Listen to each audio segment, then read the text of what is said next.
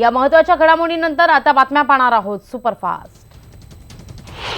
राज्यभरात दुष्काळाचं सावट आहे। या संदर्भात मुख्यमंत्र्यांनी औरंगाबाद जालन्यातील सुमारे 500 सरपंचांची ऑडिओ ब्रीज सिस्टीमद्वारे मोबाईलवरून थेट संवाद साधलाय। त्यांनी दुष्काळी भागातील समस्या जाणून घेतल्या। यावेळी त्यांनी जनावरांकरता टँकरच्या पाण्यात वाढ करण्याचे आदेश दिले आहेत। नारायण राणेंनी आत्मचरित्र लिहिल्यापासून त्यांची अगदी जोरदार चर्चा सुरू झाली आहे। महाराष्ट्र स्वाभिमान पक्षाचे अध्यक्ष नारायण राणेंनी आत्मचरित्रातून खळबळजनक खुलासे केलेत। भाजपच्या नंबर 2च्या मंत्र्यांमुळे भाजप प्रवेश रखडल्याची नाव न घेता राणेंनी चंद्रकांत पाटलांवर टीका केली आहे। मुंबई पुणे द्रुतगती मार्गावर आज 2 तासांचा ब्लॉक घेण्यात येणार आहे। ओव्हरहेड गंटरी बसवण्याचं कामकाज हाती घेण्यात आलंय आणि त्याकरता म्हणून हा विशेष ब्लॉक घेण्यात येईल।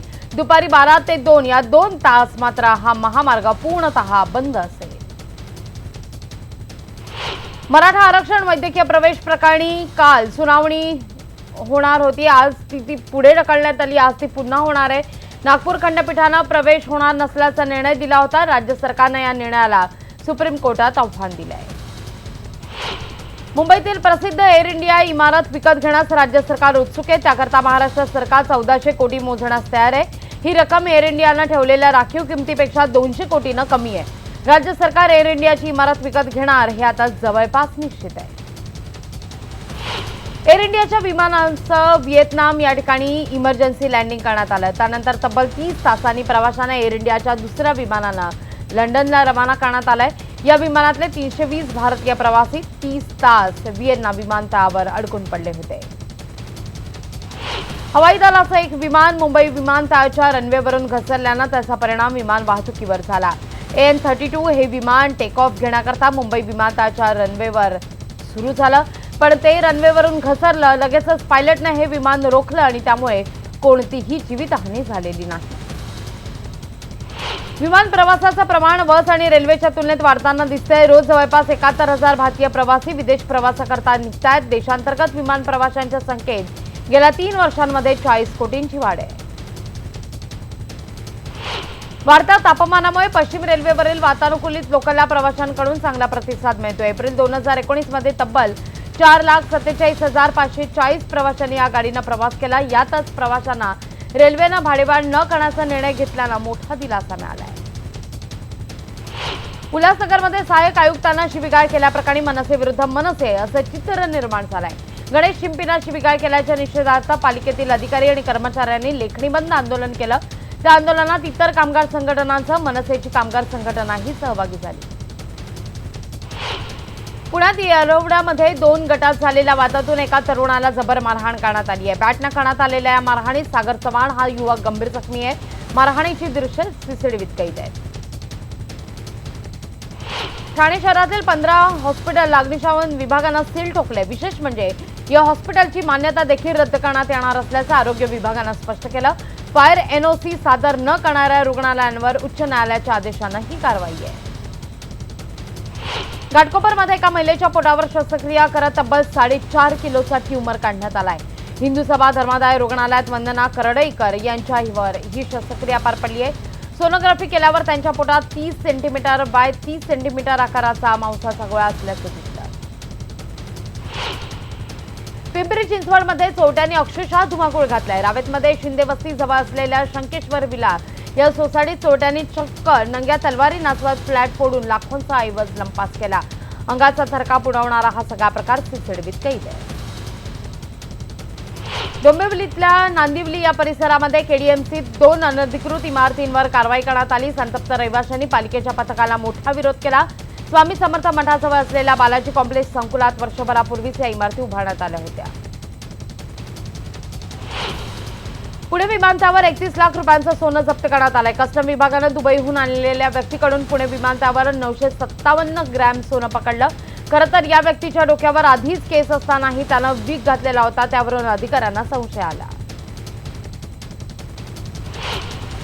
नगर जिल्ह्यातल्या निकोज प्रकरणातील मुख्य आरोपी असलेला रामा भारतीया याला पोलिसांनी अटक केली आहे। निकोज येथे आंतरजातीय विवाह केल्यानं मुलीला आणि जावयाला जिवंत जाळण्याचा प्रयत्न मुलीच्या नातेवाईकांनी केला होता। नाशिकमध्ये गांधी तलावात बुडून राजस्थानच्या एका तरुणाचा मृत्यू झाल्याचा प्रकार घडलाय। 2 तरुणांनी पाण्यात उड्या मारल्या होत्या। यावेळी राजस्थानच्या तरुणाचा मृत्यू झालाय। तर एकाला वाचवण्यात यश आलंय. इंदापूर शहरात उघड्या गटारामध्ये पडून एका ज्येष्ठ नागरिकाचा मृत्यू झाला. लक्ष्मण काय असं त्यांचं नाव आहे. नातेवाईकांनी त्यांचा मृतदेह पोलीस स्टेशनला नेला आणि जोपर्यंत नगरपालिका यांच्यावर गुन्हा दाखल करत नाही तोपर्यंत अंत्यसंस्कार करणार नाही अशी भूमिका नातेवाईकांनी घेतली होती. बस चालवताना मोबाईल वापरण्यास बंदी असली तरी काही एसटी चालक या नियमाकडे अक्षम्य दुर्लक्ष करतात. नाशिक ते साक्री या एसटी चालकांना प्रवासात एकूण 3 वेळा मोबाईल वापरल्याचं उघड आहे. कोरेगाव भीमा दंगल प्रकरणी संशयित आरोपी आणि समस्त हिंदू आघाडीचे कार्याध्यक्ष मिलिंद एकबोटे यांना सासवडीतल्या झेंडेवाडीत एका कार्यक्रमादरम्यान मारहाण करण्यात आलेली आहे. मिलिंद एकबोटे कोरेगाव भीमा दंगलीतील संशयित आरोपी आहेत. एकबोटेंना मारहाण केल्याप्रकरणी 40-45 जणांवर गुन्हा दाखल करण्यात आला आहे. वंचित बहुजन आघाडीचे जिल्हा संघटक माऊली हळणकर यांच्यावर प्राणघातक हल्ला करण्यात आला. दरम्यान प्रकाश आंबेडकरांनी रुग्णालयात जाऊन भेट घेतली. माध्यमांशी बोलताना त्यांनी लोकसभेचे निकाल अनपेक्षित लागणार असल्याचं भवितव्य व्यक्त केलं. नाशिकच्या रविवार कारंजा इथं श्री सिद्धिविनायकाच्या चांदीच्या मूर्ती सुवासिक चंदनाचा लेप लावण्यात आला. चंदनाचा हा लेप मूर्तीवर 2 दिवस ठेवण्यात येणार आहे. पुण्यात बाबासाहेब पुरंदरे यांना जिल्हाधिकारी नवल किशोर राम यांच्या हस्ते पद्मविभूषण पुरस्कार त्यांच्या निवासस्थानी आदरपूर्वक प्रदान करण्यात आला. पुरंदरे यांना केंद्र सरकारनं पद्मविभूषण पुरस्कार जाहीर केला होता. सोहळ्यात व्यक्तिगत कारणास्तव बाबासाहेब पुरंदरे उपस्थित राहू शकले नव्हते. पुणे जिल्ह्यातील ढोणे या गावामध्ये अशोक वाडेकर हा नवरीला आणण्याकरता चक्क हेलिकॉप्टरनं गेला होता. हेलिकॉप्टरच्या या मिरवणुकीचं भाडं होता 1 तासाकरता तब्बल 75,000 रुपये. संगमनेर मुलीच्या वडिलांनी चक्क मुलीची घोड्यावरून मिरवणूक काढली. निमज या गावात पद्माकर मतकर यांनी आपल्या मुलीची घोड्यावरून वाजत मिरवणूक काढली. बातमी धुळ्याची. धुळे शिवसेना जिल्हाप्रमुख हिलाल अण्णा माळी यांना मारहाण करण्यात आल्याची घटना घडली आहे. भाजपचे महापौर आणि नगरसेवक असलेला सोनार पिता पुत्रांनी ही मारहाण केली. या प्रकरणी 8 जणांविरोधात आझादनगर पोलीस ठाण्यात गुन्हा दाखल करण्यात आला आहे. धुळे जिल्ह्याचे पालकमंत्री दादा भुसे यांनी जिल्ह्यात दुष्काळ पाहणी दौरा केला, पण यावेळी त्यांनी शेतकऱ्यांच्या बांधाऐवजी गावागावात भेटी दिल्यात. यावेळी शेतकऱ्यांनी आपल्या व्यथा त्यांच्या पुढे मांडल्या, पण त्यांनी व्यवस्थित उत्तर न दिल्यानं शेतकरी नाराजच संतापले. सांगलीच्या मिरज आणि शिरोळे या तालुक्याला जोडणारा कृष्णा नदीवरील पूल सध्या धोकादायक बनलाय. पूल जोडणाऱ्या जोड्याच्या ठिकाणी भगदाड पडल्यानं पूल धोकादायक झाल्याची भीती निर्माण झाली आहे. धुळे जिल्ह्यातील एका 52 वर्षीय शेतकऱ्यानं नापिकीला कंटाळून आत्महत्या केली. धुळ्यातील नगाव या ठिकाणी शेतकरी कैलास झुडूक पाटील यांनी विषारी औषध पिऊन आत्महत्या केली आहे. बीडमध्ये चारा छावण्यांची थकीत बिलं ही 31 मेच्या आधी अन्यथा छावण्या बंद करू असा इशारा बीड जिल्ह्यातील चारा छावणी संघटनेनं दिलाय.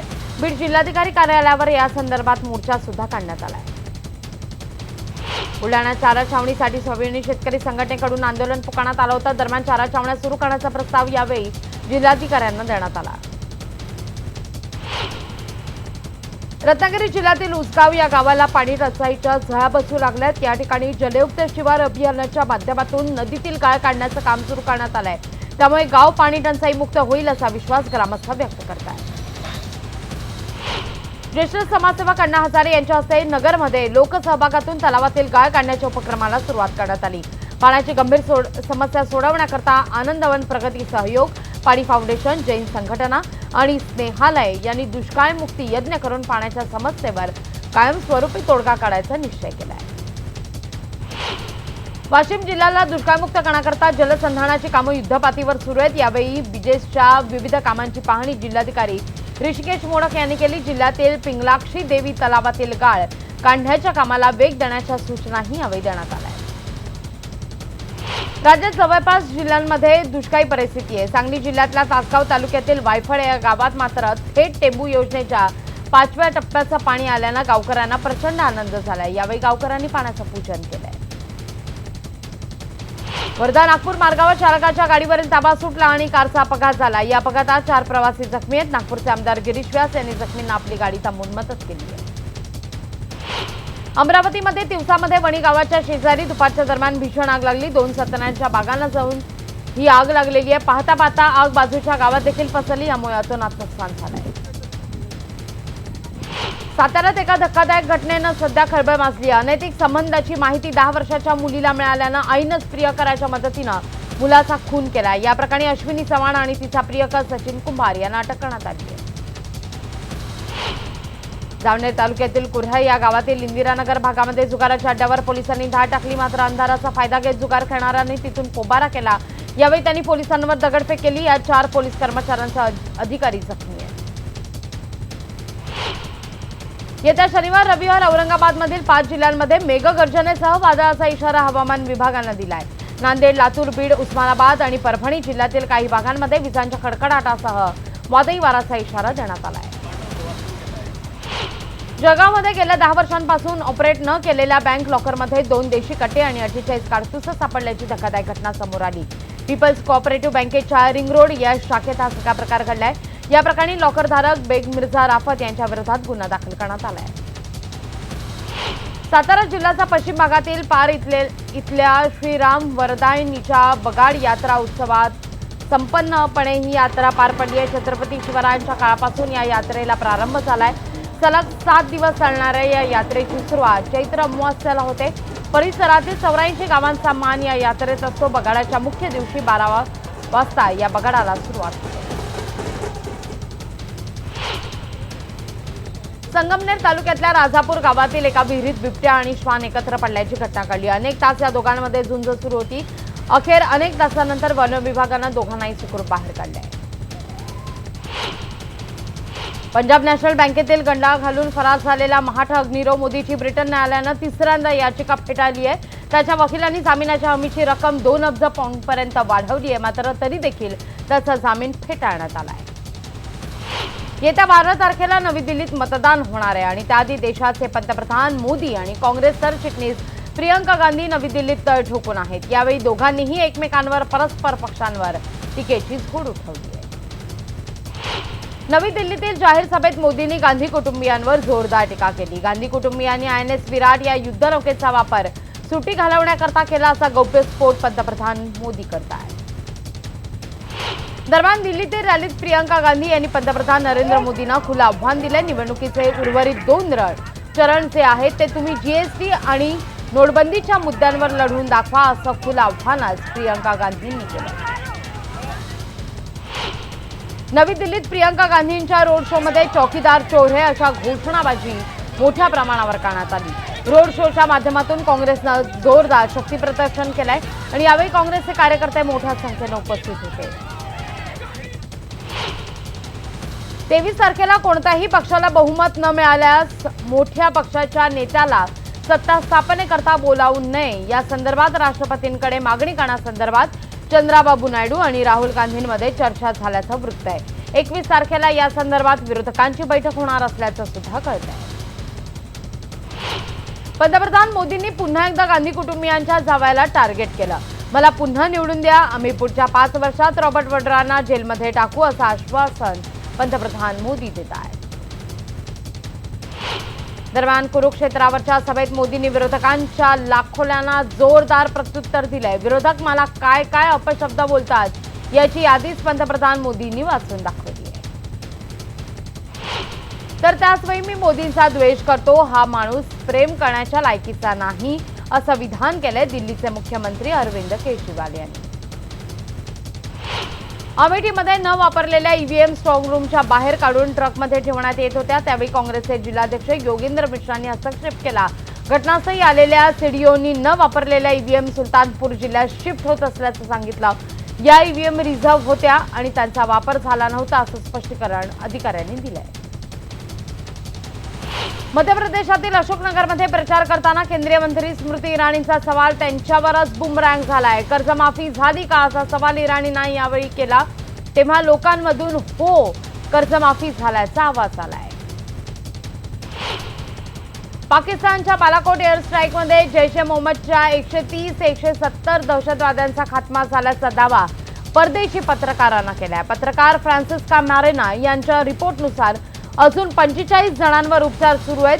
पाकिस्तानमध्ये एअर स्ट्राईक झाल्यानंतर बालाकोटचा हा भाग अद्यापही सील करण्यात आला आहे। IPL क्वालिफायरमध्ये कालच्या अटीतटीच्या सामन्यात दिल्लीनं हैदराबादवर 2 गडी राखून अगदी दणदणीत विजय मिळवला। अखेरच्या षटकापर्यंत हा सामना रंगलेला होता। अतिशय अटीतटीच्या झालेल्या या सामन्यात दिल्लीनं अखेर 2 गडी आणि 1 चेंडू राखत हैदराबादवर विजय मिळवला। आता दिल्लीचा सामना चेन्नई सोबत होणार आहे। बिग बॉस मध्ये कोण स्पर्धक सहभागी होणार यांच्या नावांची एक यादी सध्या सोशल मीडियावर व्हायरल होतीये। यात लावणी सम्राज्ञी सुरेखा पुणेकर, अभिनेता मिलिंद शिंदे, अभिनेत्री रसिका सुनील या कलाकारांचा समावेश आहे। मात्र या संदर्भात अधिकृत माहिती हाती नाही। परिणीती चोप्रा आता हॉलिवूडमध्ये हिट झालेल्या the girl on the train या फिल्मच्या रिमेकमध्ये झळकणार आहे। या चित्रपटात एमिली ब्लंट हिनं साकारलेली भूमिका परिणीती साकारणार आहे। लवकरच इंग्लंडमध्ये या चित्रपटाचं चित्रीकरण सुरू होणार आहे। अभिनेता सलमान खान आणि अभिनेत्री दीपिका पदुकोण यांची जोडी अद्याप रुपेरी पडद्यावर झळकलेली नाही। चाहते ही जोडी एकत्र पाहण्याकरता उत्सुक आहेत। किकच्या सिक्वलमध्ये सलमानसह दीपिका पदुकोण मुख्य भूमिकेत झळकणार असल्याची चर्चा आहे। दिग्दर्शक निर्माता फरहान अख्तरनं नुकताच सलमान खानची भेट घेतली होती आणि त्यांच्या या भेटीनंतर अनेक निष्कर्ष लावण्यात आले। मात्र फरहाननं सलमानच्या घरी जाण्यामागे काही विशेष कारण नसल्याचं सांगितलंय। सलमान आणि फरहान हे कौटुंबिक मित्र आहेत आणि ते दोघे अनेकदा भेटतच असतात।